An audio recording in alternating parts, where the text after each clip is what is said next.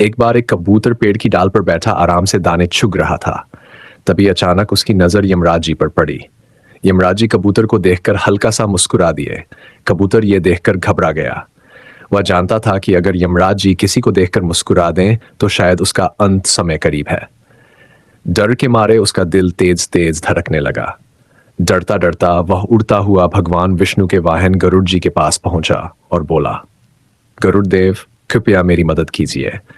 मैंने अभी यमराज जी को मुझे देखकर हंसते हुए देखा है। मुझे डर है कि मेरा समय आ गया है। आप मुझे कहीं बहुत दूर ऐसी जगह छोड़ दीजिए जहां यमराज जी मुझे ढूंढ ही न सकें। गरुड़ जी को कबूतर पर दया आ गई।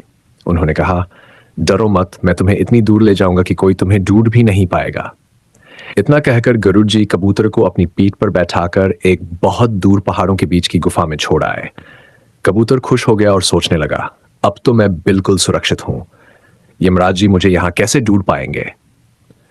उधर गरुड़ जी सीधे यमलोक पहुंचे और यमराज जी से पूछने लगे, महाराज, आज आपने एक कबूतर को देखकर मुस्कुराया क्यों था? वह तो डर के मारे कांप रहा था।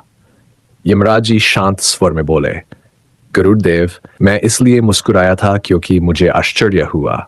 उस कबूतर की मृत्यु आज दूर पहाड़ों की एक गुफा में लिखी थी और मैं सोच रहा था कि वह यहां से इतनी दूर वहां पहुंचेगा कैसे। यह सुनते ही गरुड़ जी चौंक गए क्योंकि वही गुफा तो वह कबूतर को छोड़कर आए थे। यमराज जी आगे बोले, गरुड़ देव, आप तो उसे बचाने के लिए वहां ले गए थे, लेकिन उसी गुफा में एक बिल्ली उसका इंतजार कर रही थी।